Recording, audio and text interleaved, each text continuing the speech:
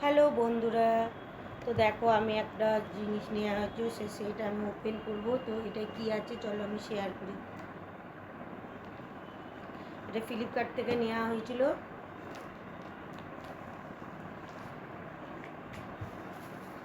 এই যে জুতো, খুব সুন্দর এসেছে জুতোটা, বাট আমার নয়, এটা হলো আমার মেয়ের জন্য নেওয়া হয়েছে। এর আগে মানে গণেশ পুজোর আগে গিয়েছিলাম শিলেদাসে, তোমাদেরকে তো বলেছি ভিডিওর মাধ্যমে। তো তখন নিয়েছিলাম আমার আর এক জোড়া মেয়ের নিয়েছিলাম, মানে এটা আমার মেয়ের।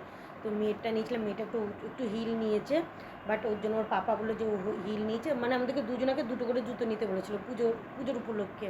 তো যাই হোক, আমার তো অনেকগুলো জুতো আছে, তো আমি একটাই নিয়েছি। তো মেয়েরও ওখানটায় দেখিয়েছিলাম দুটো নেওয়ার জন্য, তো মেয়ের তেমন অতটা পছন্দ হয়নি, একটাই পছন্দ হয়েছে, সেটা একটু হিল নিয়েছে। তো ওর জন্য ওর পাপা আবার আরেকটা এটা অর্ডার করেছে। এই যে